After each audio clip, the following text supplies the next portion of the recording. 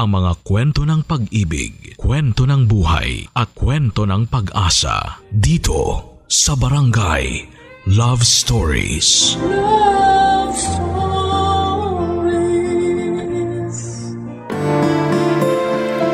Ang pagkakaroon ng masaya at buong pamilya ay kayamanang maituturing ng bawat isa.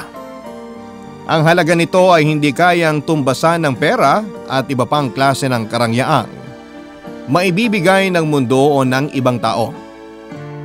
Ikaw kabarangay, ano ang gagawin mo upang mapanatiling buo at masaya ang pamilya mo? Dear Papa Dudut, isang pagbati po sa inyong lahat na nakikinig ng Barangay Love Stories. Itago niyo na lamang po ako sa pangalang Danilo or Danny for short, mula po sa Batangas City. 37 anyos na sa kasalukuyan, may asawa at 8 anak. Bali 4 lamang po talaga ang anak ko sa asawa kong si Yoli dahil may 4 na anak na siya bago ko mapangasawa. Matanda siya ng 3 taon sa akin pero hindi naging hadlang yon sa pagmamahalan naming dalawa. Bunso po ako sa 5 magkakapatid. Ako at ang panganay naming si Ate Susan ay sa isang barangay lamang nakatira. Kagaya ko ay meron na rin siyang sariling pamilya, Papa Dudut. Ang pangalawa naman po sa amin ay patay na.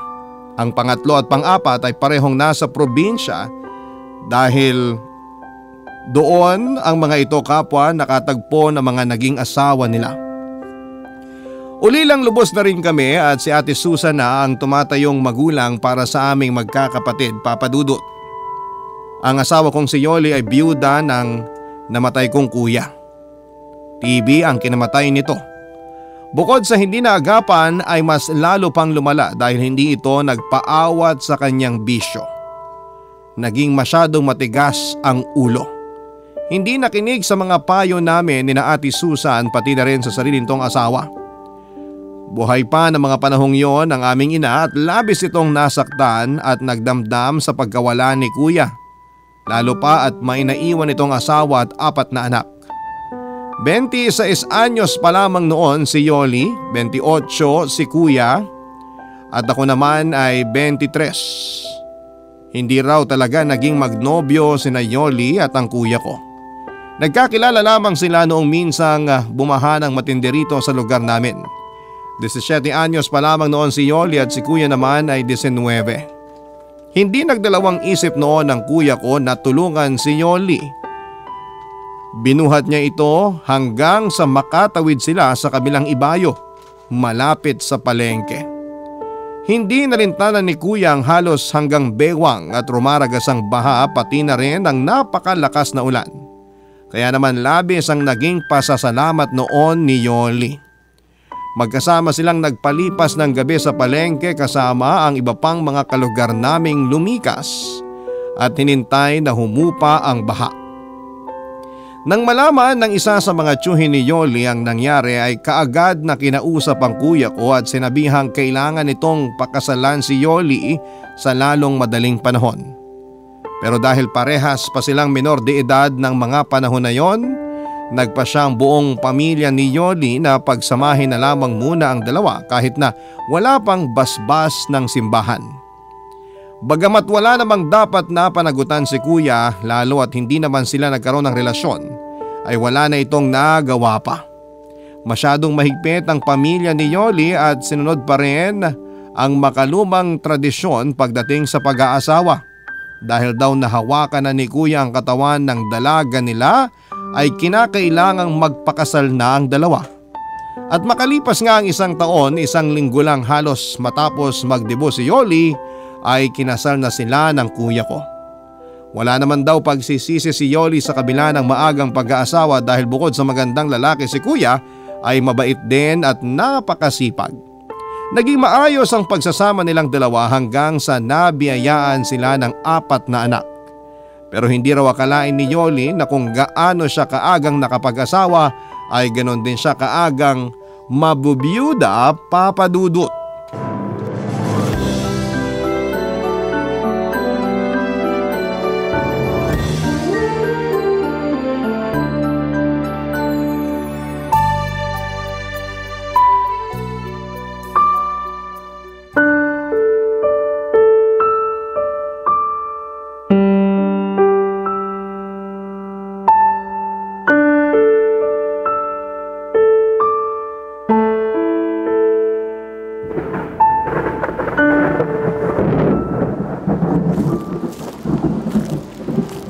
Ate Yoli, uwi na raw tayo, sabi ni Ate Susan. Baka abutan pa tayo rito ng malakas na ulan. Kanina pa nagsialisan yung mga jeep na inarkila natin. Yung ibang mga kasabay natin sa sasakyan papunta rito, doon na sa ibang jeep sumakay kasi gusto nang makauwi. Kaya ipinasundo ka na sa akin dito ni ate. Pagod na rin kasi siya at inaantok na. Tayo-tayo lang naman ang nagpalitan sa pagbabantay kay kuya mula una hanggang huling gabi ng lamay. Dito na lang muna ako, Danny. Hindi ko pa kayang iwanan ng kuya mo eh. Hindi pa rin ako makapaniwalang wala na siya. Hindi ko alam kung kaya ko bang tanggaping patay na ang asawa ko. Naiintindihan ka namin, te.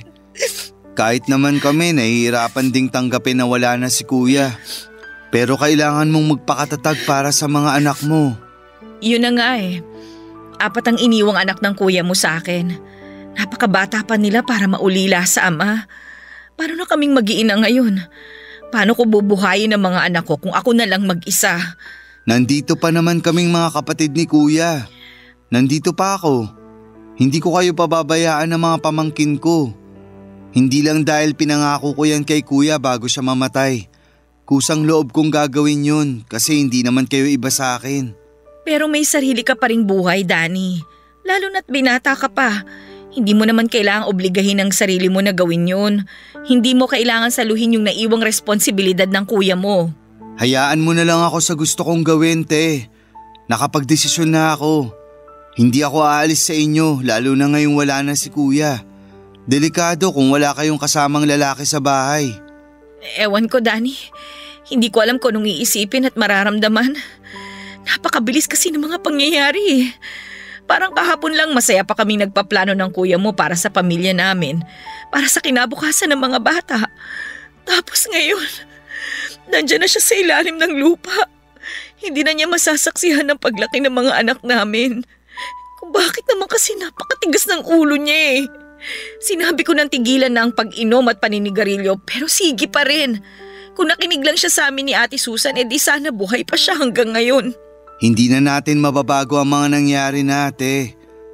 Siguradong may dahilan ng Panginoon kung bakit maagang nawala sa atin si kuya. Bilang ina, hindi ka dapat panghinaan ng loob. Kailangang mas maging matibay ka ngayon dahil 4 na bata ang umaasa sa'yo.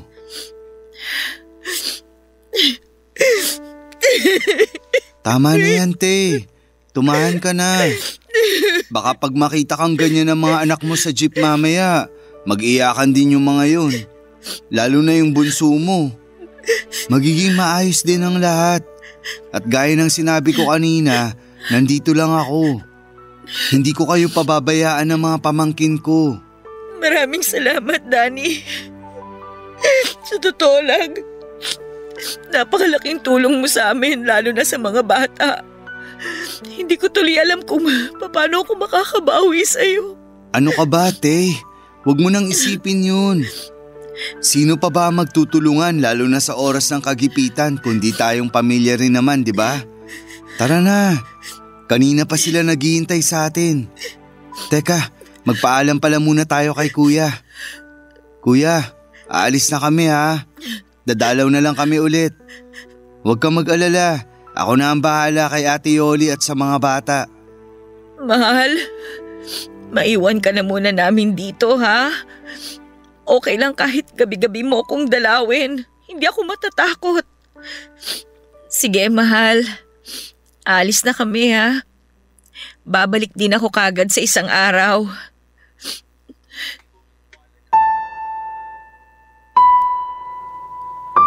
Bago ako tumira noon sa kuya ko Papa Dudut ay nagtrabaho muna ako ng ilang taon sa Rizal bilang panadero. Pero nang mabigo ako sa aking unang pag-ibig ay nagpasya akong umuwi muna rito sa Batangas. Para makalimutan ang babaeng nanakit sa puso ko at para na rin simula ng bagong kabanata ng buhay ko. Kargador noon sa palengke si kuya at paminsan-minsan ay isinasama niya ako para meron akong sideline. Hanggang sa isang araw ay may pinsang kami na nag-alok sa akin para magtrabaho sa pinapasukan nito bilang construction worker. Nagustuhan ko ang trabahong yon at tuwang-tuwa rin sa akin ang pinsan namin dahil masipag daw ako at mabilis matuto. Kaya naman tuwing may bago siyang project ay sinasama na niya ako palagi. Hindi na ako nakaalis kina kuya dahil maayos naman ang kita ko sa construction. Tuwing araw ng Sabado ay pumupunta kami kina Ate Susan para makipag-inuman sa aming bayaw. Dahil doon ay mas lalong naging matibay ang samahan naming magkakapatid. Kaya nang dumating bigla ang malaking pagsubok sa pamilya namin, ang pagkawala ni Kuya ay kami ni Ate Susan ang nagtulungan sa pag-aasikaso mula sa gastusin sa ospital hanggang sa pagpapalibing sa kapatid namin. Tinupad ko rin ang pangako ko kay Yoli na aalalayan at tutulungan ko siya sa pagpapalaki at pag-aalaga sa 4 na anak na naiwan sa kanya ni Kuya. Laking pasasalamat niya dahil nang mabiyuda siya ay sa kanila pa rin ako nakatira. Nakatulong ang pananatili ko kina Ate Yoli para mabilis niyang matanggap ang pagkawala ni Kuya. Para raw siyang nagkaroon ng bagong kapatid sa katauhan ko.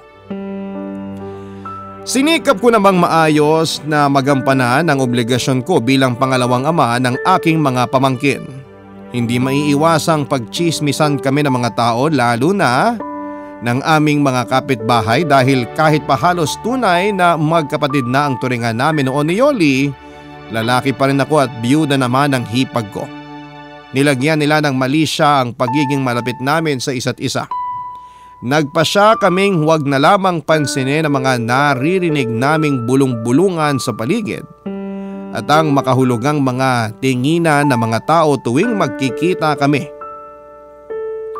na naglalakad sa may kalsada. Pero hindi ko rin naman sila masisisi dahil kung titignan ay para talaga kaming mag-asawa noon. Parang isang masayang pamilya, Papa Dudut. Close sa akin ang mga anak ni Kuya. Tuwing umaga ay inihahatid pa ako ni Yoli palabas ng eskinita at kung minsan ay hanggang sa paradahan pa ng tricycle dahil habol ng habol sa akin ang bunso nila ni Kuya. Hanggang isang araw ng Sabado ay napilit ako ng pinsang kong sumama sa bahay ng isa naming katrabaho. Birthday daw kasi nito at naghahanda para lang sa amin. Nag-alala ako dahil alam kong hinihintay ako ni Yoli at ng mga bata lalo na at kapag ganong araw ng sahod ay palagi akong may pasalubong sa kanila. Pero dahil nga sa napasubo na ako ay sa pinuntahang birthdayan ay hindi naiwasang naparami ang inom ko noong magkasarapan na. Inihatid pa ako ng pinsan namin pauwi kina Yoli dahil lasing na lasing ako. Ang inaasahan ko ay tulog na ang mag-iina dahil mag-aalas 11 na yon ng gabi pero nagulat ako nang pagbuksan ako ni Yoli ng pintuan, Papa Dudut.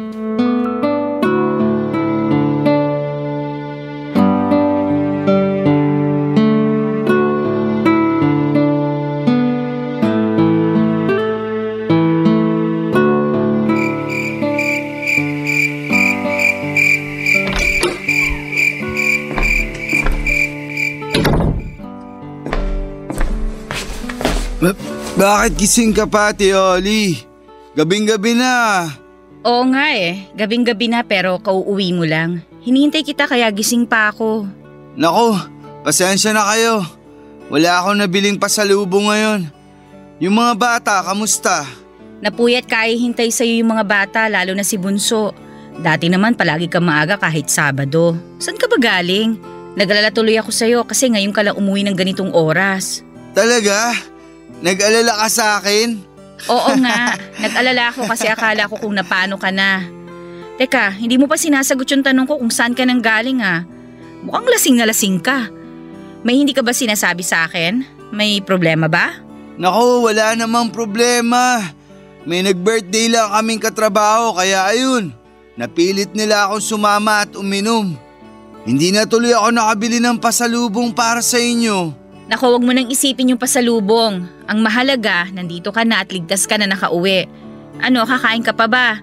Tinirang kita ng ulam, bopis na manok, yung paborito mo, maanghang. Wow, talaga?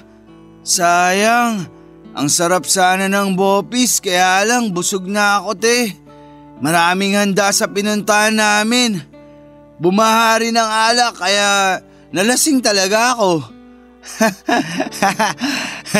Sa pulutan pa nga lang busog na ako.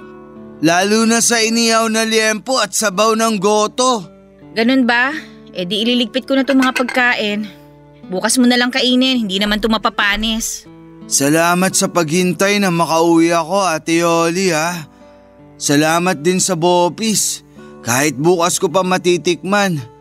Alam na alam mo talaga paborito ko. Wala yun. Napakaliit na bagay kumpara sa lahat ng tulong at sinakripisyo mo para sa aming mag-iina. O siya, bago pa tayo magkaiyakan dito aakit na ako. Kanina pa ako inaantok. Dilabanan ko lang kasi walang magbubukas ng pinto pagdating mo. Magpalit ka muna ng damit mo bago ka matulog ha. Sandali lang, Ate Yoli. O bakit? Nasusuka ka ba? Oy naku, yan ang problema kapag nasobrahan kayong magkapatid sa pag-inom. Sukahin kayo Hindi naman kita pinagbabawalang uminom, lalo na't binata ka. Pero sana sa susunod, huwag ka na magpapakalasing. Oo, nasusuka ako pero hindi dahil sa alak. Nasusuka ako sa pagmumukha ng kumpare nyo ni Kuya. Balita ako, dinidiskartehan ka raw nun. Paprangkahin na kita, Teoli. Hindi ko siya gusto para maging kapalit ni Kuya. Ano bang pinagsasasabi mo? Huwag mong sabihin niya ng dahilan kung bakit ka naglasing. Hindi yun ang dahilan. Bigla ko lang naalala ngayon yung tungkol doon, kaya nabanggit ko sa'yo. Kung gusto mo mag-asawa ulit, andito naman ako, ate. Bakit lalayo ka pa? Ako na lang. Mahal na mahal ko kayo ng mga bata. Hindi ko kayo pababayaan. Oh! Danny, ayos ka lang ba? Ano nangyari sa'yo? Bakit bigla ka natumba? Tumigil ka na nga sa pag-iyak mo dyan. Ay, halika na. Aalalayan kita para makahiga ka na. Ano, kaya mo bang tumayo? Ha?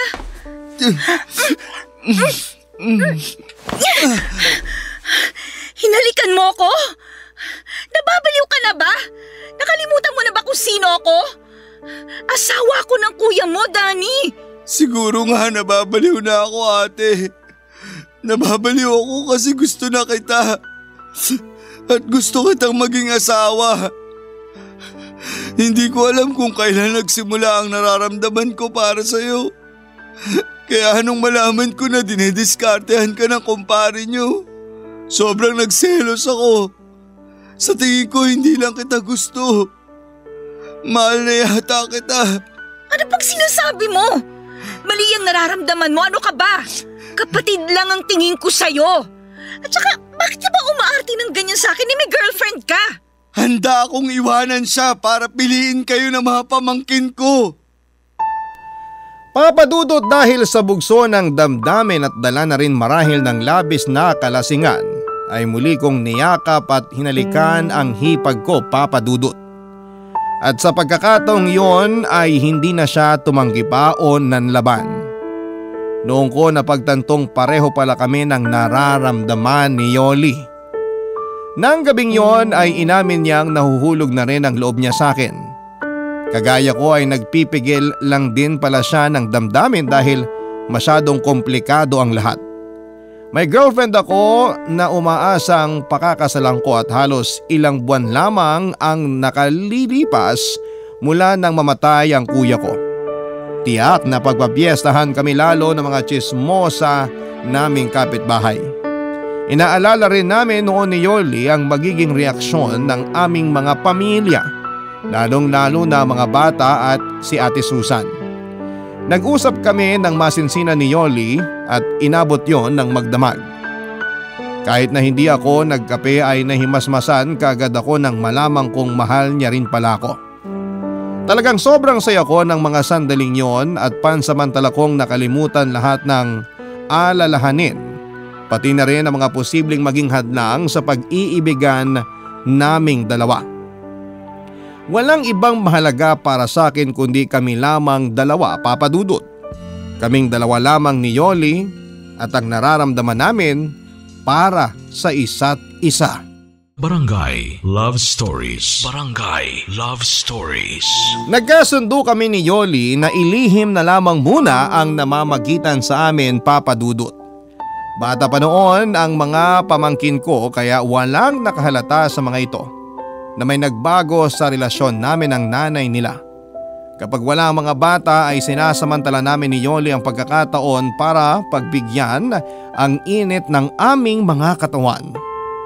Kapwa naming alam na hindi pa dapat kami umabot sa ganong antas dahil wala pang 1 taon mula nang mabiyuda siya pero hindi namin kinaya pang pigilan ang aming mga sarili. Maputi si Yoli, tuwid ang itim at hanggang balikat niyang buhok at medyo malaki ang mga mata. Pero bumagay naman sa hugis ng kanyang mukha. Sakto lamang din ang height niya at maganda pa rin ang hubog ng katawan kahit 4 na ang anak. Kaya hindi nakapagtatakang marami ang umaaligid noon sa kanya nang mamatay si kuya. At isa nga ako sa mga nahumaling sa alindog ng hipag ko. Aminado akong mas gwapo sa akin ang kuya ko lalo at pinaglihiraw ito ni inay kay Santo Niño. Pero nabihag din naman si Yoli ng pagiging chinito ko. Medyo may kapayatan ang aking katawan pero matangkad ako at makisig tingnan. Kulot ang aking buhok na namana naming lahat na magkakapatid sa aming ama. Hindi nalalayo sa itsura ko ang mukha ng aking mga pamangkin kaya parang talagang nagmula sila sa akin. Hanggang sa dumating na nga ang araw na kinakatakutan namin. Lalong-lalo na ni Yoli.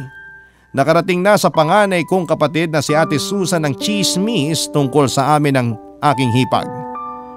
Isang araw ng Sabado pag uwi ko galing trabaho ay naabutan ko si Ate Susan sa bahay. Kausap ang namumutlang si Yoli, Papa Dudut.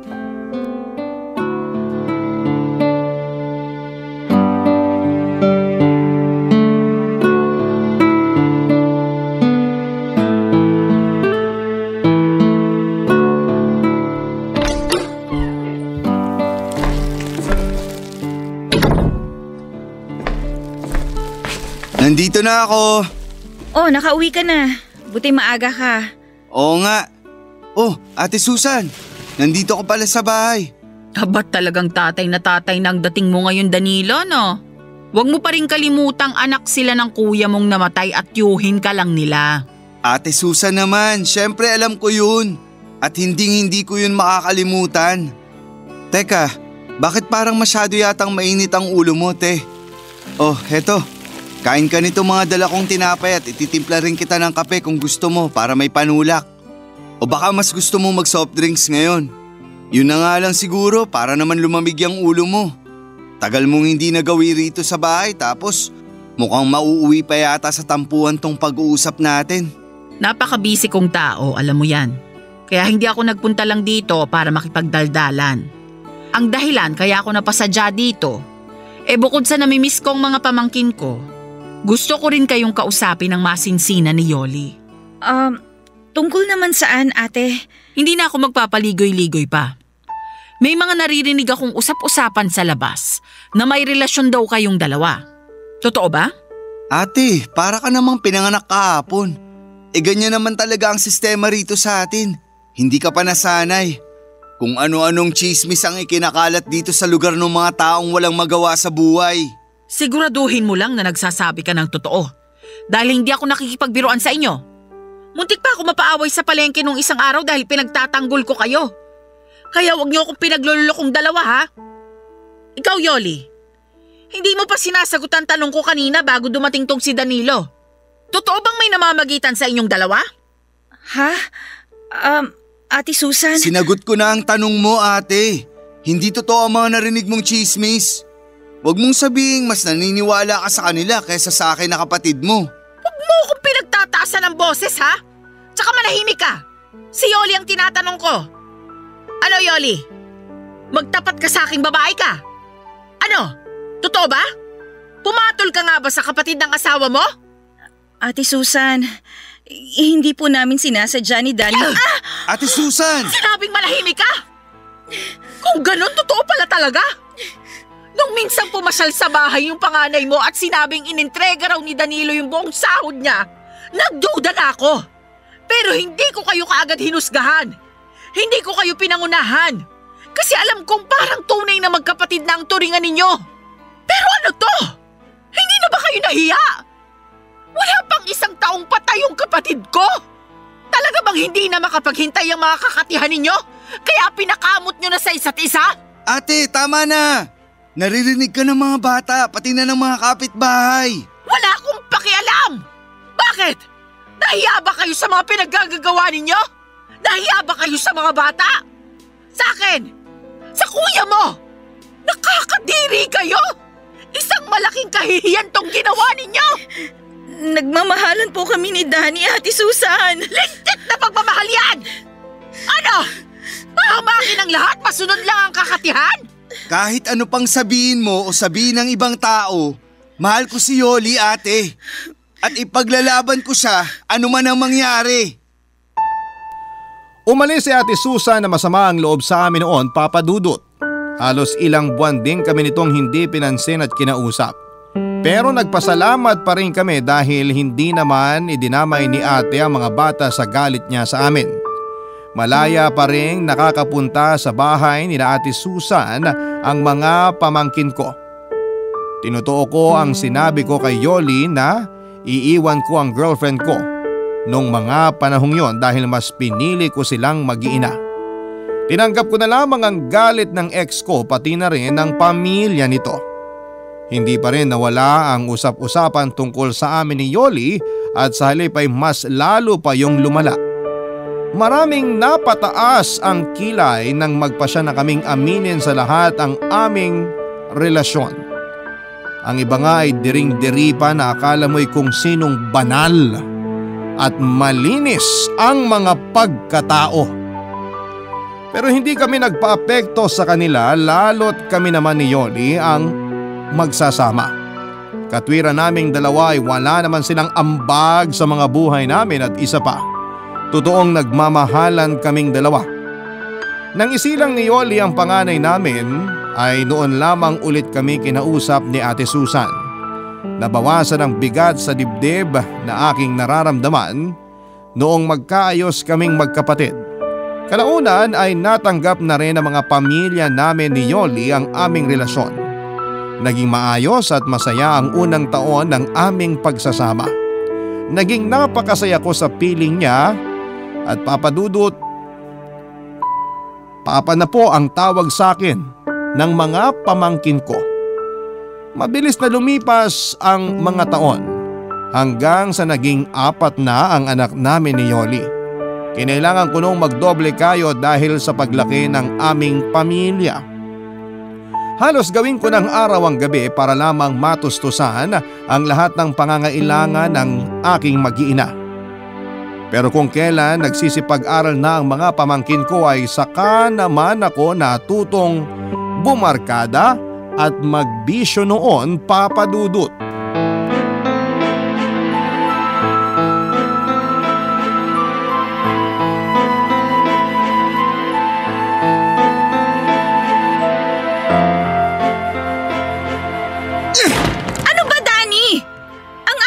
Nagwawala ka dyan! Hindi ka na nahiya sa mga kapitbahay natin! May mga natutulog pa ng ganitong oras, oh! Ano naman ngayon? Sa mainit ang ulo ko eh. Paano ba naman? Nagpapakapagod lang pala ako sa wala eh. Ni hindi ko man lang mapakinabangan yung pinaghirapan ko. Linggo pa lang ngayon pero wala na agad tayong pera. Saan mo ba dinala yung inintrega ko sa'yo kagabi? Ibinayad ko na sa mga kautangan natin. Doon ko dinala yung pera. Yung natira, ibinili ko ng bigas, gatas at diaper ng bunsong anak mo. Hindi ko na nga nabayaran si Ate Susan sa mga nautang kong pamasahe mo mula Lunes hanggang Sabado eh. Wala ka ng ibang bukang bibig kundi ibinayad sa utang. Lintik na mga utang yan. Ano, ako na lang lagi? Ako na lang aasahan nyo sa lahat ng mga gastusin dito sa bahay? Natural, ikaw ang aasahan namin. Ikaw ang lalaki, di ba? Ikaw ang padre di pamilya. 4 na ang anak natin at ilang taon na lang may estudyante ka na. Sabay-sabay na mag-aaral ang mga bata. Tapos sinasamahan mo pa ng bisyo, ikakarampot na nga lang ang kinikita mo. Kulang pa nga yung sahod mo sa'yo kung tutuusin. Kaya huwag kang magre-reklamo dyan kung linggo pa lang wala ka ng pambili ng ulam. Kung hindi ka bumili kagabi ng alak at sigarilyo, di sana may pera ka pa ngayon. Wala kang pakialam kung saan ko gustong gastusin ang pera ko. Dahil pera ko yun. Uubusin ko yun kung kailan at saan ko gusto. Hindi ko na kayang sustentuhan ang mga anak nyo ni Kuya. Malalaki naman na sila kaya magtrabaho ka na. Ganon. Pabigat na pala ang tingin mo sa mga anak ko ngayon. Kung hindi mo ako binubuntis taon-taon, di sana nakakapagtrabaho ako. Nakakatulong sana ako sa mga gastusin dito. At saka ang lakas naman ng apog mong magreklamo samantalang ikaw naman na nag-aaksaya ng pera sa mga bagay na walang kwenta. Ano ba nangyari sa'yo? Nasa na ba yung Danny na mabait, mapagpasensya, malambing at responsabling ama? Nasaan na ang Danny na minahal ko? Pwede ba, Yoli? Tigilan mo nga yung kadramahan mo. Wala akong panahon sa mga ganyan. Pagkain ang kailangan ko kasi gutom na ako. Gawan mo ng paraan yung pambili ng ulam. Pag lalo akong nayamot, babasagin ko lahat ng mga gamit dito sa bahay. Di basagin mo? Diyan ka naman magaling sa pagbabasag, sa pagwawala. Sige, magbasag tayo, Danny. Tutulungan kita para maubos lahat ang gamit natin na ipinundar natin.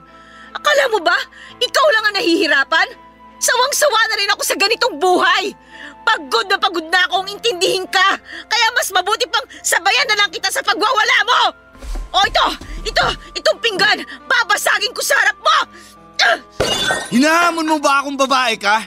Sige, basagin na natin lahat ng mga plato. Pati itong bahay, wawasakin ko.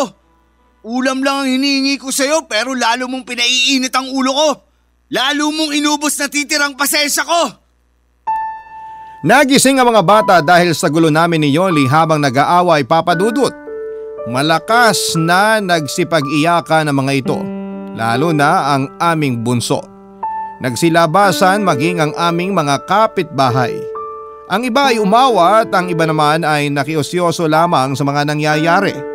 Marahil ay nagulat ang mga ito dahil yon ang kauna-unahang pagkakataong nag-away kami ni Yoli at sa sobrang galit ko ay napagbuhatan ko rin siya ng kamay, Papa Dudut. Hindi ko alam kung paano nakarating sa pinsang kong kasama ko sa trabaho ang tungkol sa nangyaring gulo. Basta bigla na lamang itong dumating at hinila ako palabas ng bahay. Ang buong akala ko noon ay susuntukin ako ng pinsan ko pero hindi naman ganon ang ginawa nito. Kinausap lamang ako ng masinsinan hanggang sa ako ay mahimasmasan. Hindi umalis sa amin ang aking pinsan hanggat hindi kami nagkakaayos ni Yoli. Sinsero akong humingi ng tawad sa kanya at pinaliwanag kong nadala lamang ako ng emosyon. Nangako rin ako kay Yoli na hindi na mauulit ang mga nangyari. Lalo at kitang-kita ko noon ang takot sa mga mata ng aking mga anak, Papa Dudut. Barangay Love Stories. Barangay Love Stories. Papa Dudut, sa paglipas ng mga araw ay mas lalo pang lumala ang pagkalulong ko sa barkada at sa bisyo. Hindi na lamang sa alak at sigarilyo na uubos ang pera ko dahil natuto na rin po akong gumamit ng ipinagbabawal na gamot. Napakabilis uminit ng ulo ko lalo na kapag hindi ako nakakatikim ng droga. Umabot na sa puntong pati ang mga bata ay napagbubuhatan ko na rin ang kamay. Doon na nagpasya si Yoli na maghanap ng trabaho. Dahil kung hindi niya yon gagawin ay mamamatay sila sa gutom ng mga anak namin. Ipinasok siya ng isa naming kapitbahay, kina Mang Densyo. Isa sa mga pinakamayaman sa aming lugar. 65 anyos na ito ng mga panahon na yon at biyudo. Makisig pa rin tignan sa kabila ng edad nito at malakas ang dating, palibasa ay may pagkamistiso. Nag-iisa lamang sa malaki nitong bahay ang matanda pero suportado ng mga anak na nasa Italia. 4 ang anak ni Mang Densyo at ang 3 ay sa ibang bansa na naninirahan. Isa na lamang ang naiwang anak nito sa Pilipinas, ang bunsong lalaki na nag-aaral ng kolehiyo.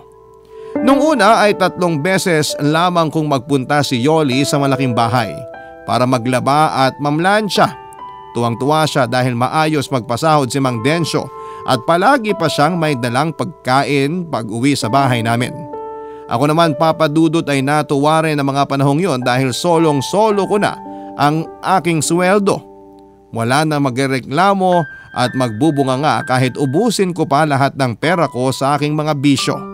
Hanggang sa ang 3 araw na schedule ng pasok ni Yoli sa malaking bahay ay nadagdagan pa ng 3 araw, Papa Dudut.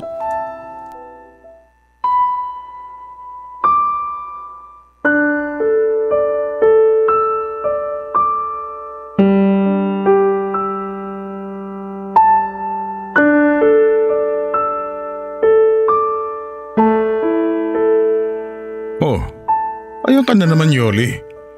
Hindi ba't napag-usapan na natin to? Oo, pero parang hindi ko kayang gawin eh. Hindi ko kayang pagtaksilan si Danny, Densyo. Sa una ka lang naman makokonsensya. Kapag tumagal masasanay ka na rin. Kahit naman may edad na ako, malakas pa ang tuhod ko. Maniwala ka, Yoli.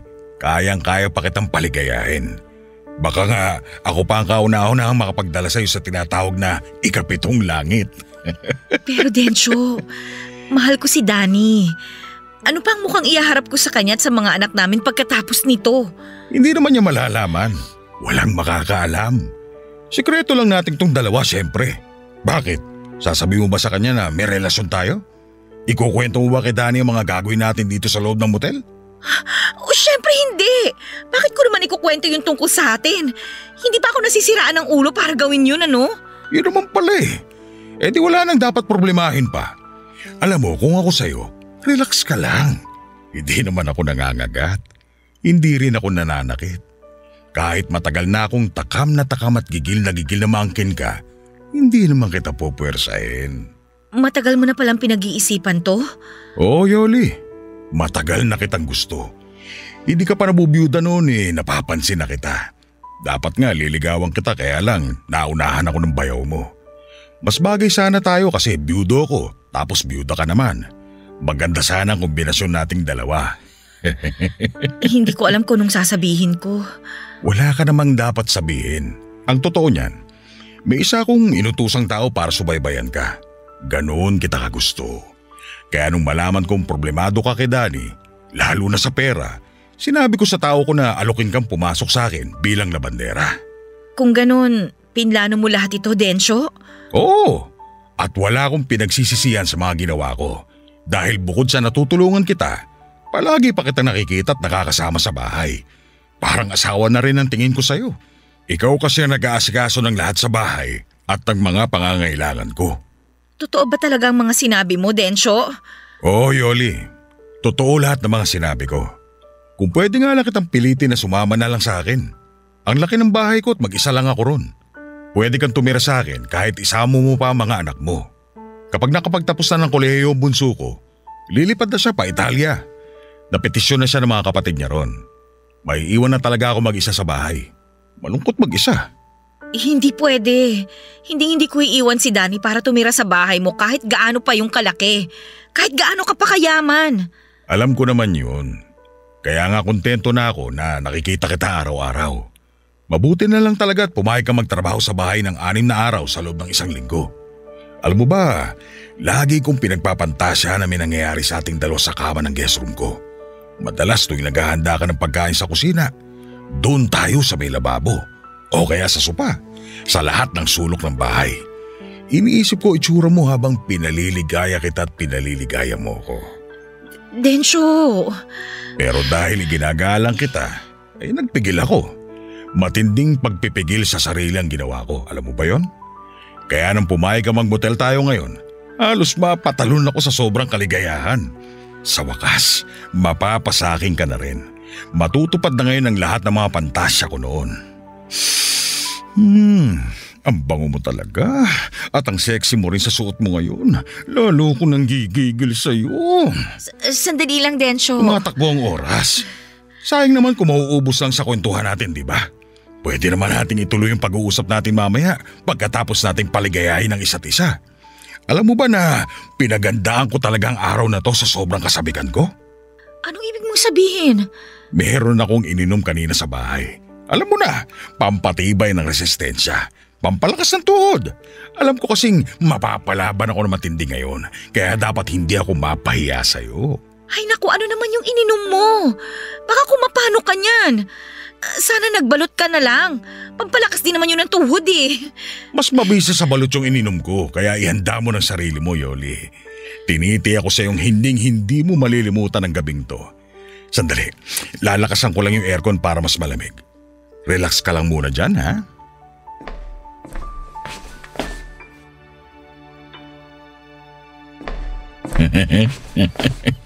Ayan, mas malamig na. Okay na ba sa'yo ang ganyang lamig? Okay na sa akin.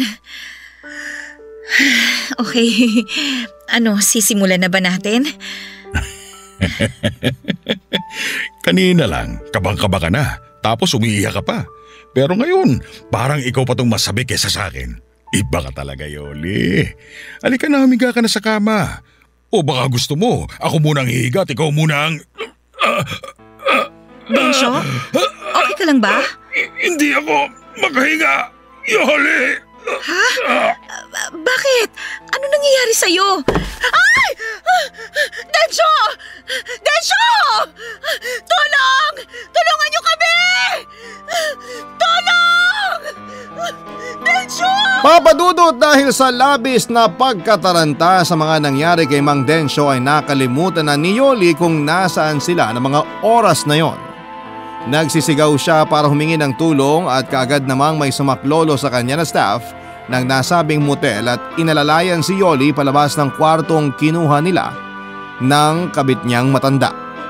Pagdating sa counter ay kaagad na tinawagan ni Yoli ang bunsong anak ni Mang Densyo para ipaalam kung ano ang nangyari sa tatay nito.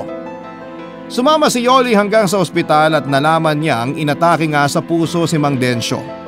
Bukod sa matinding emosyon dulot ng pananabik kay Yoli ay na-overdose din pala ito sa ininom na tableta na mabisa raw para maging mas matikas ang pagkalalaki niya. Sa kamalasan ay naging sanhi pa yon para bawian ito ng buhay. Hiyang-hiya si Yoli sa anak ni Mang Densyo at sa lahat ng mga taong nakasaksi sa nangyari, Papa Dudut. Sinisi rin niya ang kanyang sarili sa pagkamatay ng matanda. Tama nga ang sinabi sa kanya ni Mang Densyo na hindi malilimutan ni Yoli ang gabing yon na nagsilbing bangungot para sa kanya. Mabilis na kumalat sa lugar namin ang tungkol sa iskandalong kinasangkutan ni Yoli. Sa halip na umuwi sa bahay namin ay doon siya nagpunta sa matalik niyang kaibigan na nakatira sa kabilang bayan. Nang mabalitaan ko yun ay gumuho ang mundo ko. Para po akong pinagsakluban ng langit at lupa. Parang sinaksak ng libu-libong punyal ang aking dibdib. Pakiramdam ko rin ay kaya kong pumatay ng tao ng mga oras na yon, Papa Dudut.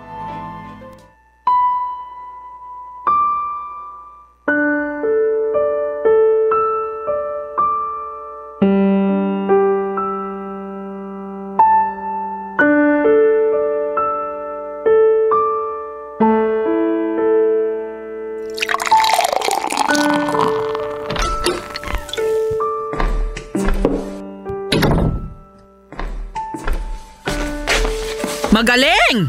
Napakagaling! Wala na nga kayong malamon. Nagagawa mo pang lumaklak ng alak, Danilo. Tinamaan ka talaga ng lintik, ano? Naku! Andito na naman pala ang ate kong bungangera at pakialamera. Ano? Masaya ka na ngayon? Wala na si Yoli. Hindi na umuwi rito mula nung matigok sa motel yung kabit niyang matanda. Sira na ang pamilya namin. Masaya ka na ba, ha, Ate Susan? Masaya na ba kayo? At ano naman ang dapat kong ikasaya sa nangyari, Aber? Hoy, ang kapal naman ang mukha mong pagsalitaan ako ng ganyan. Eh bakit? Nasasaktan ka? Kasi totoo. Kung di ko pa alam, ayaw nyo naman talaga sa relasyon namin ni Yoli. Nagkukunwari lang kayong tanggap nyo na kami pero ang totoo, hinihintay nyo lang na magkasira kami at tuluyan ng maghiwalay. Hoy Danilo! Dahan-dahan ka sa pananalita mo ha? Oo, totoong ayaw ko sa relasyon ninyo ni Yoli noon. At nasasaktan ako sa nakikita kong sitwasyon mo ngayon. Ate, hindi ako makapaniwala. Nagawa kong iputan ni Yoli sa ulo. Naging tapat ako sa kanya. Iniwan ko yung dating girlfriend ko para piliin siya at ang mga pamangkin ko. Ang sakit eh. Para akong mamamatay sa sakit. Ay naku Danilo. Tumahang ka na. Ano ba kasi itong pinasok mo? Alam ko namang napakalaki ng pagkukulang ko sa mag-iina ko, ate. Napabayaan ko sila na mapabarkada ako at natutong magbisyo. Pero sapat na dahilan ba yun para lukuhin ako at pagtakasilan ni Yoli? Para sumama siya sa matandang amo niya at magbiglang liko? Hindi kita masasagot dyan. Wala ako sa posisyon ni Yoli. Kaya hindi ko rin siya pwedeng husgahan. Hindi rin ako perpektong tao. Pero sa tingin ko, kaya niya nagawa yun dahil isa siyang ina. Isang ina na hindi kayang makitang nagugutom ang mga anak niya. Isang ina na handang gawin ang lahat para sa pamilya niya. Kahit kapalit ng pansarili niyang kapakanan. Kaya isinakripisyo ni Yoli ang dangal niya at tiniis ang kahihiyan. Tandaan mo ito, Danilo. May mga pagkakataong inaanay at bumabagsak ang haligi ng tahanan. Pero ang ilaw nito, hindi basta-basta mapupundi. Oo na. Aminado naman ako kasalanan ko kung bakit kinailangang magtrabaho ni Yoli, te. Dahil wala akong kwentang padre de pamilya. Isa akong inutil. Shhh! Huwag mong sabihin yan, Danilo. Pareho kayong may pagkakamali ni Yoli. Hindi mo ba naisip na baka pagsubok lang ang lahat ng mga nangyayari sa pagmamahalan ninyo? Miss na miss ko na siya, ate. Miss na miss ko na si Yoli. Hinahanap din siya palagi sa akin ng mga bata, lalo na si Bunso. Pero hindi ko alam kung paano ipaliliwanag sa kanila ang lahat. Hindi ko alam kung nasan si Yoli. At kung paano ko siya makukumbinsing bumalik na rito sa bahay. Dahil sa kabila ng mga nagawa niya, mahal na mahal ko pa rin siya. At hindi ko kayang mabuhay nang wala siya, ate. Kailangang mag-usap kayo ng masinsinan ni Yoli. Hayaan mo. Titignan ko kung anong magagawa ko. Ay, sana naman, Danilo. Kapag nahanap ko si Yoli, kapag nakabalik na siya rito, ayusin niyo na ang pagsasama ninyo. Ang pamilya ninyo. Lalo na't nagsisilakihan ang mga pamangkin ko. Magsimula kayong muli. Magbago ka na at bumalik ka na sa dating ikaw, Danilo. Oo, ate. Makakaasa kang susundin ko ang lahat ng mga payo mo. Maraming salamat sa lahat, eh. Salamat dahil kahit naligaw ako ng landas, andyan ka pa rin para damain ako at akahin pabalik sa tamang daan. Kapatid kita, Danilo. Ano man ang mangyari, pamilya tayo. Kaya sana, kapag nagkaayos kayo ni Yoli, ang Panginoon na ang gawin yung sentro ng inyong buhay at pagsasama. Papadudot pagkatapos ng pag-uusap naming yon ni Ate Susan ay saka pa lamang ako natauhan. Pakiramdam ko ay nawala bigla ang aking kalasingan.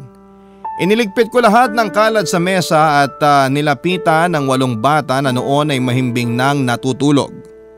Umupo ako sa isang sulok ng higaan at tinitigan sila.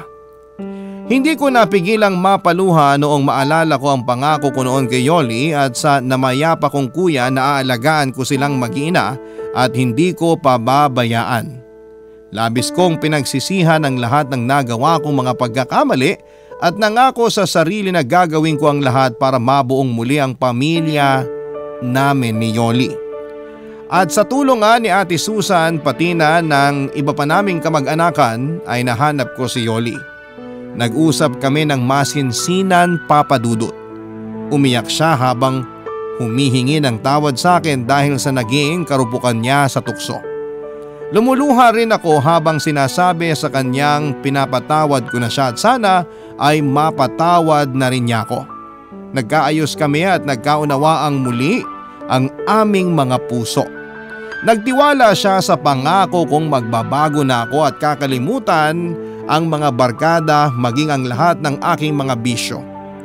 Noong umuwi ako sa bahay kasama si Yoli ay halos mag-unahan ang mga bata sa pagsalubong sa kanilang ina. Natapos ang tagpong yon sa mahigpit na pagyayakapan naming pamilya habang nag-iiyakan. Ngayon, Papa Dudut, ay kasal na kami ni Yoli at magkatulong sa paghahanap buhay para matustusan ang pag-aaral at iba pang mga pangangailangan ng 8 naming mga anak. Kagaya ng payo sa akin ni Ate Susan ay ginawa naming sentro ng aming buhay ang pagmamahalan at ang Panginoon. Ang 6 na araw na para sa pagtatrabaho ay nakalaan para sa aming hanap buhay at ang linggo naman ay para sa aming pamilya. Kinalimutan na po namin ang mga hindi magandang nangyari sa nakaraan. Sa hirap at ginhawa ay magkasama naming haharapin ang mga pagsubok, Papa Dudut. Maraming salamat po sa pagbabahagi ng aking kwento ng pag-ibig, buhay at pag-asa. More power po sa Barangay Love Stories at sa Barangay LS. Ang inyong forever kapuso at kabarangay, Danny. Nagustuhan ng iyong napakinggan? Ituloy yan via live stream sa www.gmanetwork.com/radio. Barangay LS 97.1 Forever